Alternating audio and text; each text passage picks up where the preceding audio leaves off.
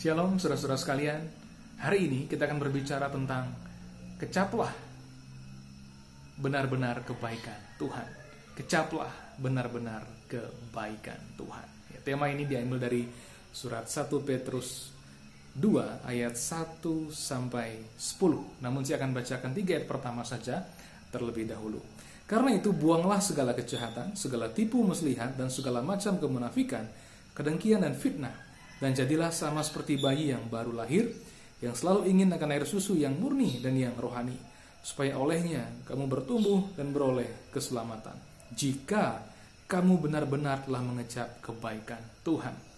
Jika kamu benar-benar telah mengecap kebaikan Tuhan. Amin. Barangkali kita pernah mendengar kesaksian demi kesaksian tentang orang-orang yang diubahkan hidupnya.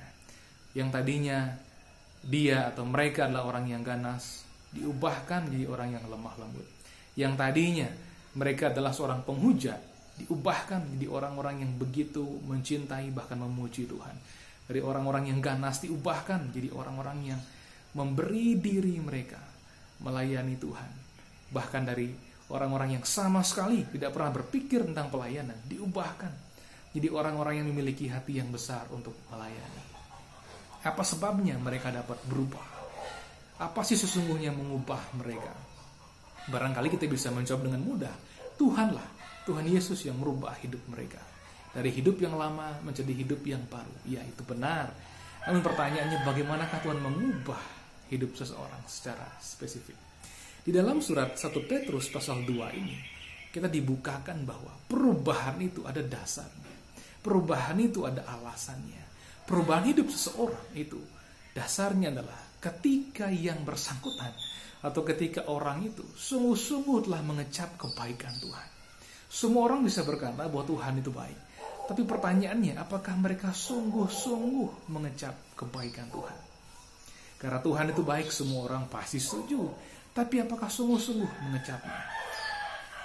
Rasul Petrus sebagai hamba Tuhan yang dipakai olehnya menulis surat ini memiliki kisah yang menarik, saudara-saudara sekalian. Suatu kali Petrus itu sebagai seorang nelayan, ia pergi menangkap ikan seperti yang biasa dia lakukan.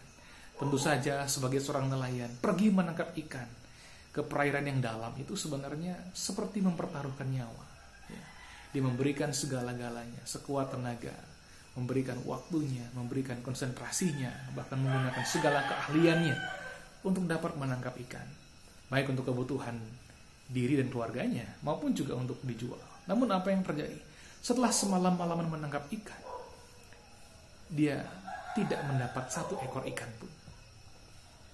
Sehingga ketika fajar menyingsing, ketika hari siang, dengan wajah yang lesu, dengan kekuatan yang sudah lemah, dia menghela jalannya. Namun apa yang terjadi pada waktu itu? Tuhan Yesus menghampirinya dan berkata, tebarkanlah jalamu di sebelah kanan perahu.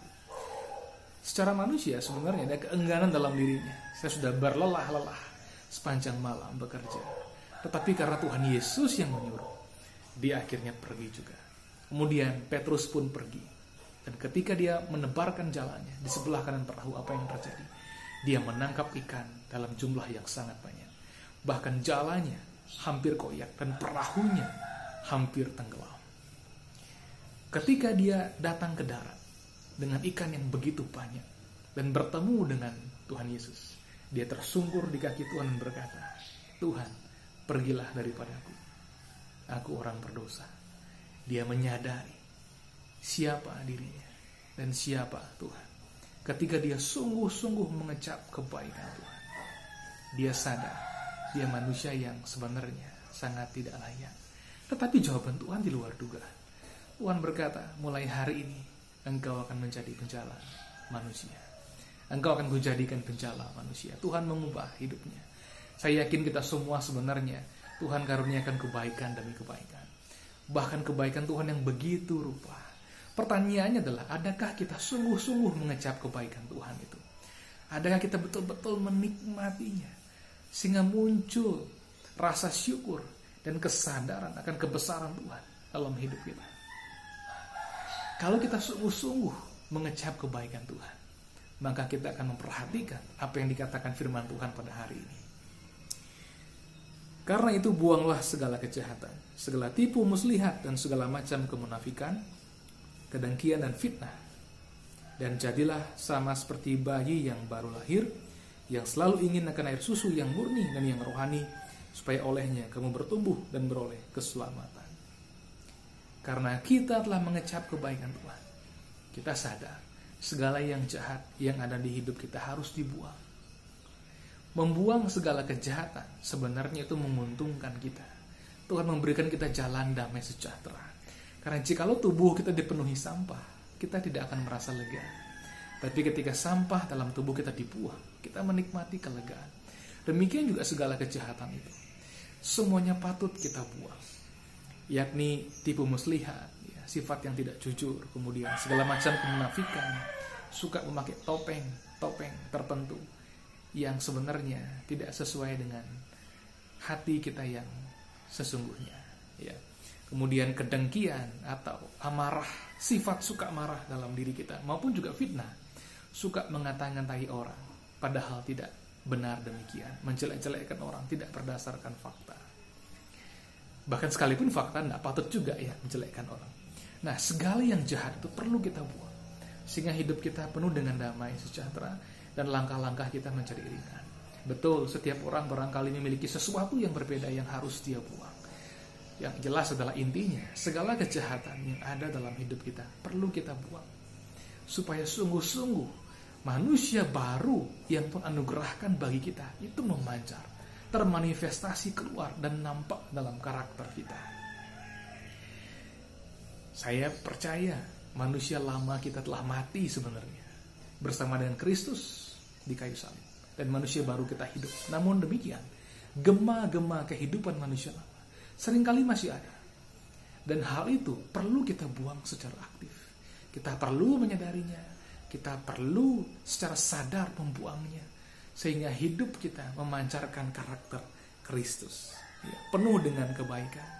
Kita menjadi orang-orang yang jujur, mengatakan iya jika harus mengatakan iya, mengatakan tidak jika harus mengatakan tidak.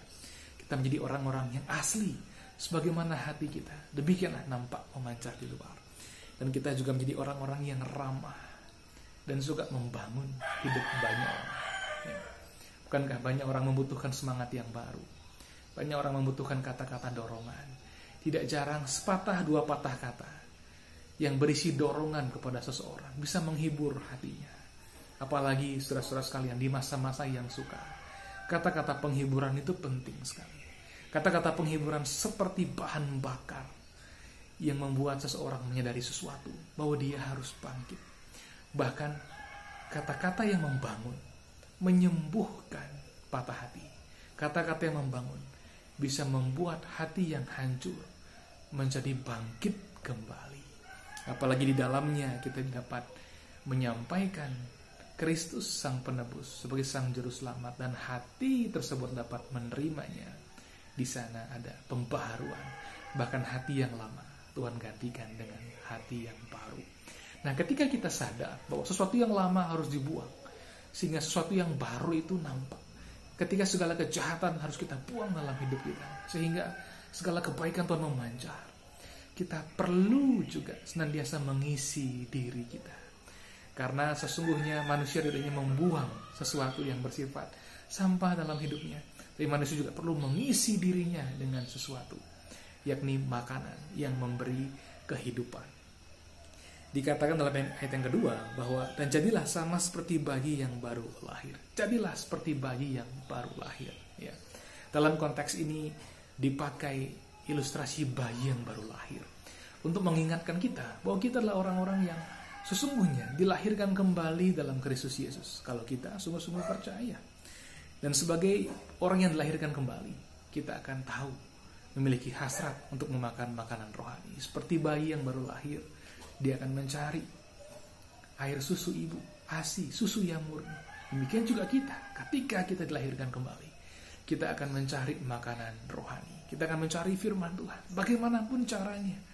Karena ketika kita mengecap, ketika kita menikmati firman Tuhan, di sana kita merasakan, di sana kita dikuatkan, dan kehidupan ilahi dari Tuhan mengalir di dalam kehidupan kita. Ya.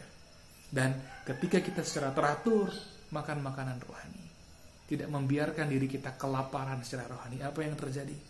Kita menjadi orang-orang yang bertumbuh. Ya, kita mengenal Tuhan semakin dalam. Kita bertumbuh dalam hikmat, kebijaksanaan. Kita bertumbuh dalam ketajaman rohani. Kita bertumbuh dalam kasih. Kita bertumbuh dalam kemurahan. Dan hidup kita berubah, diubahkan. Memancarkan karakter Kristus semakin nyata, semakin luas. Bapak, Ibu, dan saudara sekalian. Oleh karena itu, makanlah makanan rohani secara teratur. Jangan biarkan diri kita kelaparan secara rohani. Kemudian, ketika kita memakan makanan rohani, kita menikmati, dibawa oleh Tuhan untuk mengecap kepenuhan atau sepenuhnya dari aspek-aspek keselamatan itu. Saya percaya, sejak kita percaya kepada Tuhan Yesus Kristus, pada waktu itu kita telah diselamatkan. Artinya nama kita terdaftar di sorga. Akses untuk mengenal Allah sebagai Bapa kita dalam Kristus Yesus terbuka lebar. Yes, itu betul. Namun demikian, keselamatan di sini yang berasal dari kata soteria, atau dalam kata yang lebih mendasar lagi, zozo, ya. Keselamatan itu tidak hanya berarti nama kita tercatat di sorga. Keselamatan juga berarti kita dipulihkan, kita dipelihara, kita dikuatkan, ya. Kita dibawa oleh Tuhan untuk menikmati keadaan yang baik. Oleh karena itu, sebenarnya betapa kuasanya makanan rohani itu. Nah, tandanya kita sudah mengecap, sungguh-sungguh menikmati makanan rohani, kita dikuatkan. Sama persis ketika kita makan makanan jasmani. Ketika kita menikmatinya, ya, kita mengalami kegembiraan, kita mengalami pembaharuan kekuatan, mood kita menjadi bagus. Bahkan kita diberi kekuatan untuk menjalankan aktivitas kita. Bahkan kalaupun kita beristirahat, istirahat kita pun menjadi tenang. Ya. Demikian juga makanan rohani itu.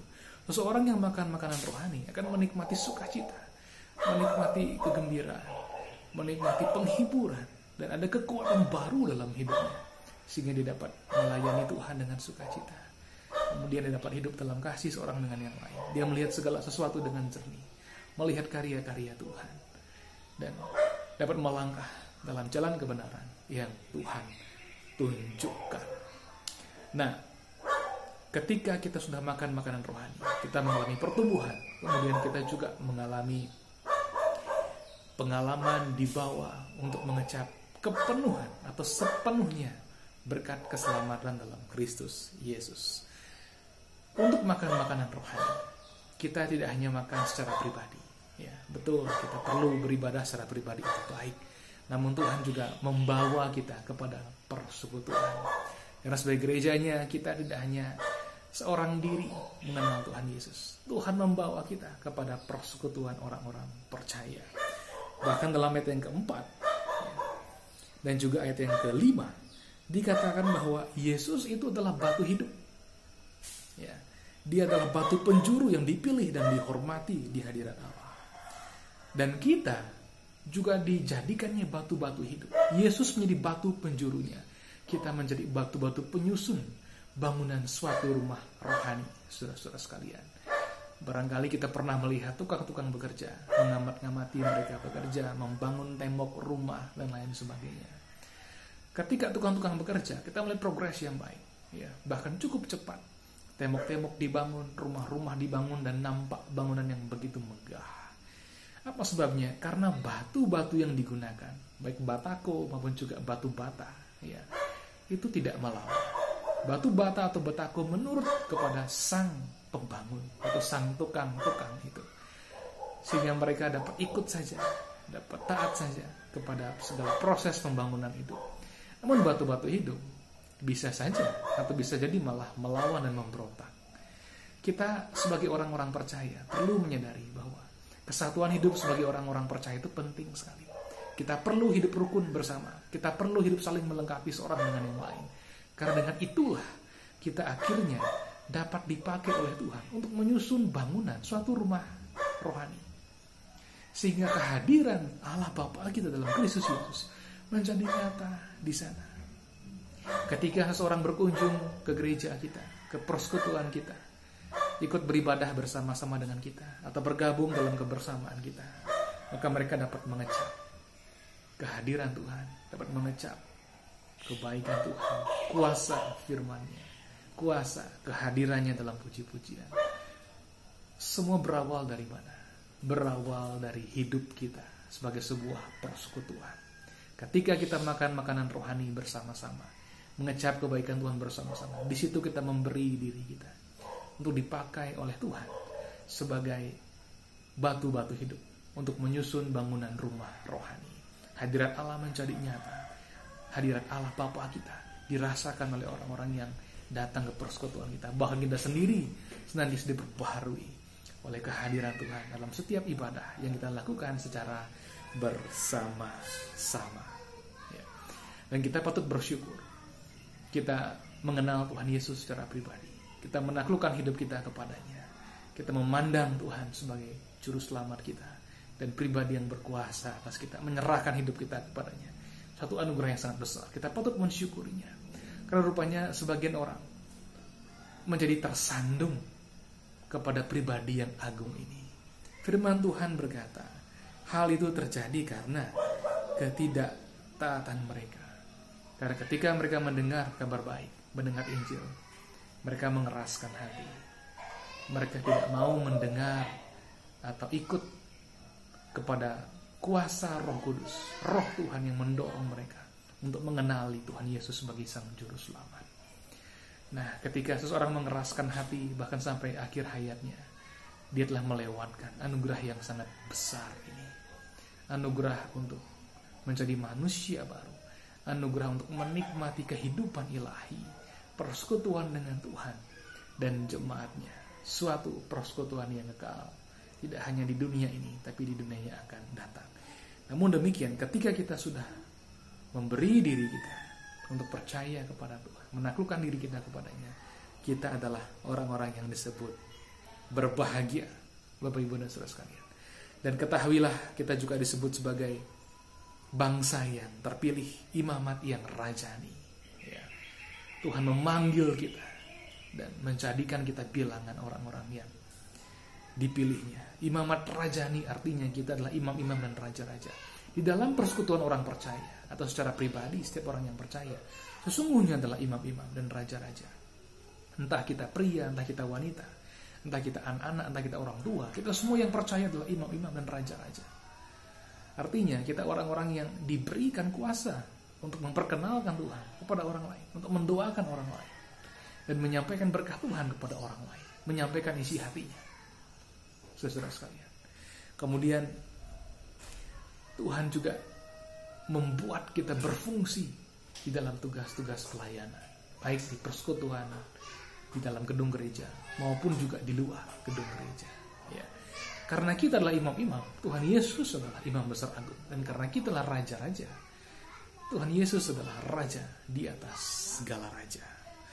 Dan Tuhan juga berkata bahwa kita umat kepunyaannya sendiri. Artinya orang-orang yang dikhususkan bagi dirinya. Dan kita juga diberikan oleh Tuhan suatu tugas untuk memberitakan perbuatan-perbuatannya yang besar. Ya, yang telah memanggil kita keluar dari kegelapan kepada terang yang ajaib. Saudara-saudara sekalian, ini berarti bahwa sebagai orang-orang percaya, kesaksian kita itu penting. Kisah-kisah kita bersama dengan Tuhan itu hal yang sangat penting sekali. Itu pun bisa kita beritakan. Menjadi alat kesaksian yang berkuasa untuk menyampaikan bahwa Tuhan itu ada. Tuhan itu nyata. Dan Dia ada. Mewahyukan dirinya untuk menyelamatkan setiap orang yang membuka diri. Bahkan kita pun juga dibawa oleh Tuhan untuk memberitakan perbuatan-perbuatan yang besar yang tadi dicatat dalam firman yang tertulis, yakni Alkitab. Dengan demikian kita berfungsi sebagaimana selayaknya. Ketika Tuhan menjadikan kita manusia baru, ketika Tuhan menjadikan kita orang-orang yang mengecap kebaikannya, Tuhan rindu kita tidak hanya hidup bagi diri kita sendiri. Tuhan rindu kita menggabungkan diri dalam persekutuan orang-orang percaya. Dan Tuhan juga rindu kita dipakai olehnya, memberi diri kita untuk menjadi pemberita-pemberita kebesarannya dimanapun kita berada. Dan ketahuilah sebagai umatnya, kita senantiasa diberikan menikmati belas kasihan menikmati kemurahan Tuhan yang berlimpah-limpah. Tuhan senantiasa mengasihi kita. Jadi hari ini, adakah kita sungguh-sungguh mengecap kebaikan Tuhan? Kebaikan Tuhan berlimpah atas hidup kita. Jangan hanya melewatkannya. Jangan hanya memandangnya dari jauh. Tapi kecaplah sungguh-sungguh. Sehingga kita betul-betul menyadari bahwa Tuhan itu baik. Tidak ada yang seperti Dia. Sehingga kita diubahkan. Seperti Petrus diubahkan menjadi Rasul Petrus. Demikian kita diubahkan dari manusia lama menjadi manusia baru. Dari orang-orang yang memiliki hati yang keras jadi orang-orang yang memiliki hati yang lembut. Dari orang-orang yang barangkali tidak punya hati untuk melayani Tuhan, sekarang punya hati yang besar untuk melayani Tuhan. Dari orang-orang yang tidak punya tujuan hidup, kita diubahkan jadi orang-orang yang punya tujuan hidup, yakni memberitakan kebesaran Tuhan dimanapun kita berada. Sehingga banyak orang mengenal Tuhan melalui kita. Tuhan dimuliakan dan hidup kita dibangun terus di atas Dia. Amin. Tuhan Yesus memberkati kita semua.